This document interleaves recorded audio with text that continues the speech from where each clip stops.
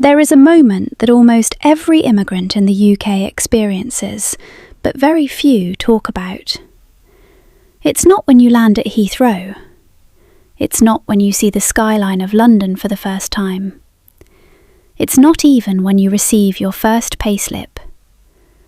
The real moment happens quietly. You're standing in a supermarket queue. The cashier smiles and says something simple. You don't fully catch it. Your brain freezes. You panic. You smile awkwardly and say, "Yeah, thank you." You walk away wondering what they actually asked. And suddenly, the UK doesn't feel exciting anymore. It feels distant.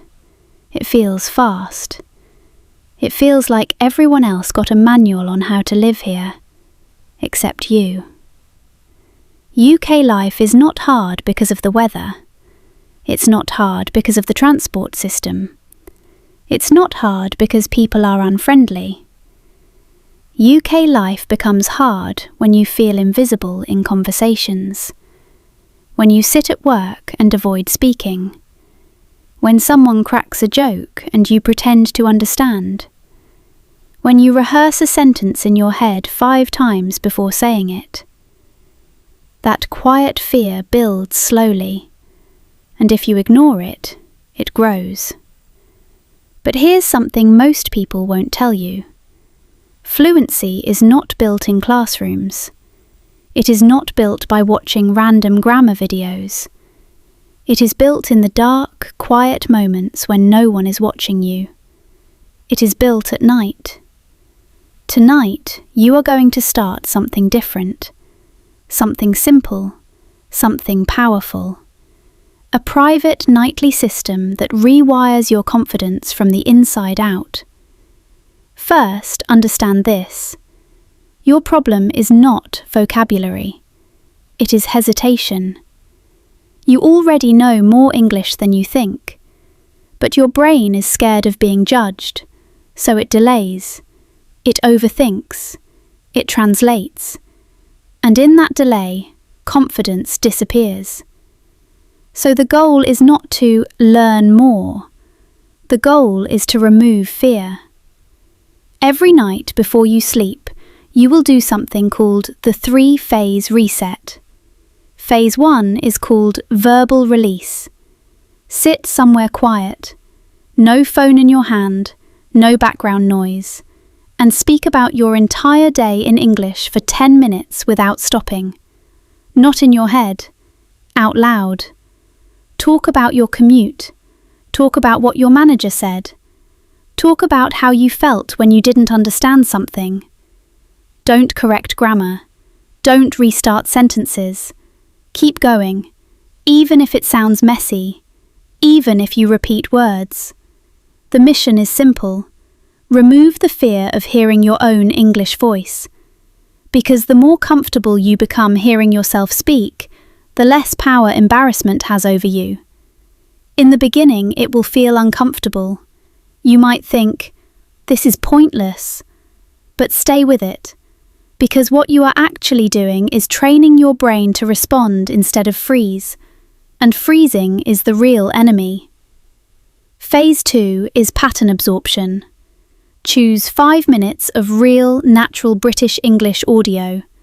Not exaggerated teaching material, real conversation style. Listen to one sentence.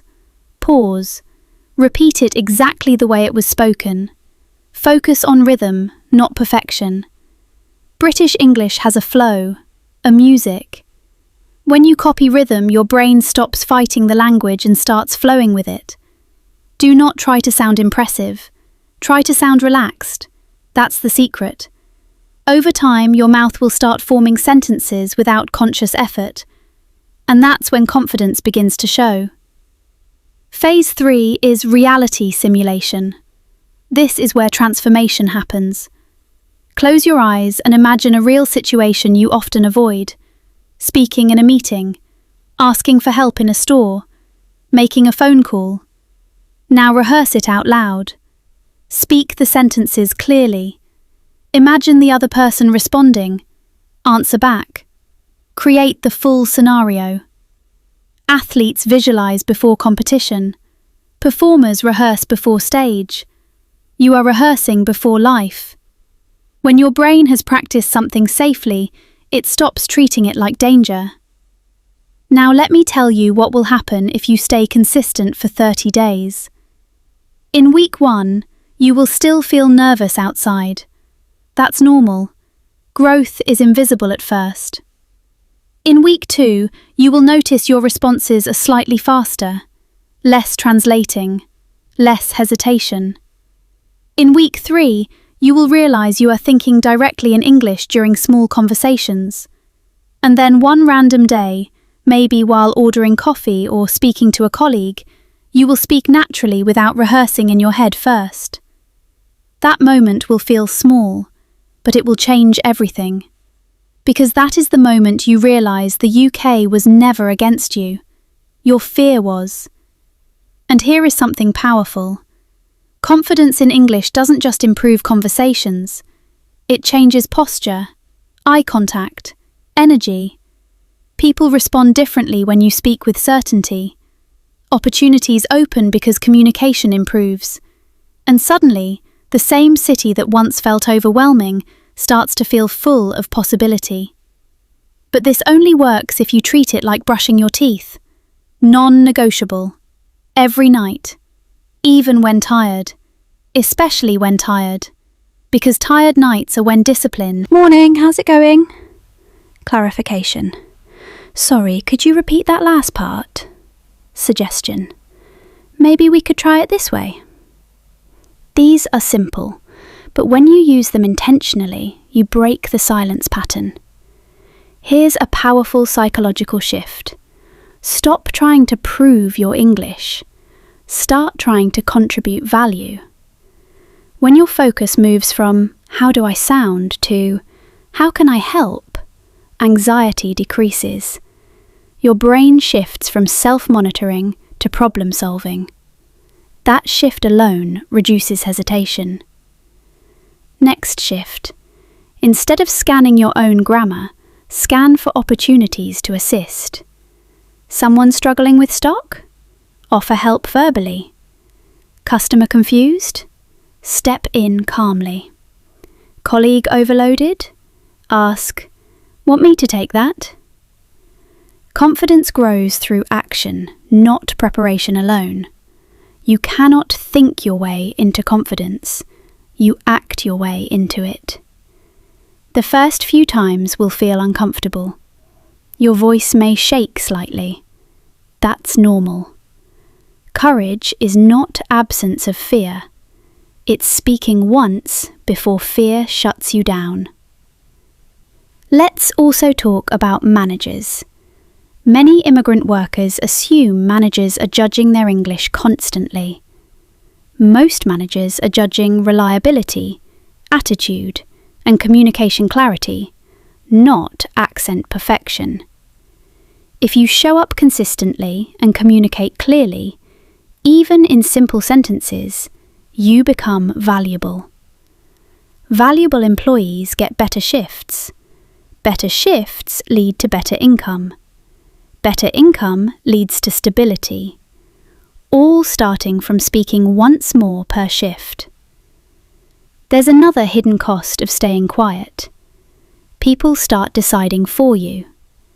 When you don't express preferences, availability, or ideas, others fill the silence. They assume you're fine with any shift. They assume you don't want responsibility. They assume you're not interested in leadership. Silence writes a story about you. And if you don't write your own story, someone else will. Let's imagine your next shift. You walk in differently. Not louder, not fake confident, just slightly more intentional. You greet first instead of waiting. During instructions, you confirm one detail. During break, instead of scrolling your phone immediately, you stay present for 2 minutes of conversation. That's all. Small expansions. Over weeks, these small expansions rewire your identity from quiet worker to engaged professional. And here's the secret most people miss. Once you speak once successfully, your brain records evidence. Evidence destroys limiting beliefs. After one clear interaction, your mind can no longer say, "I can't." It must say, "Maybe I can." After 5 interactions, it says, "I'm improving." After 20, it says, "This is normal." That's how transformation happens, quietly, consistently. If you are waiting to feel fully ready before speaking confidently, you will wait forever. Readiness comes after action, not before. The UK workplace does not require perfect English, it requires participation. Participation is confidence made visible. So, before your next shift, make a decision. Not an emotional decision, a strategic one. Decide that silence will no longer be your default. Decide that clarity will be your weapon. Decide that small mistakes are acceptable. Decide that your growth is worth temporary discomfort. Because here's the reality. You didn't move countries to stay invisible. You didn't cross borders to whisper through your potential. You came here for opportunity, and opportunity responds to presence. When your manager looks at you next time and asks a question, hold eye contact for 1 extra second before answering. Finish your sentence fully. Don't trail off. Let silence exist after you speak. Silence after speaking is power. It shows you're not apologizing for your voice.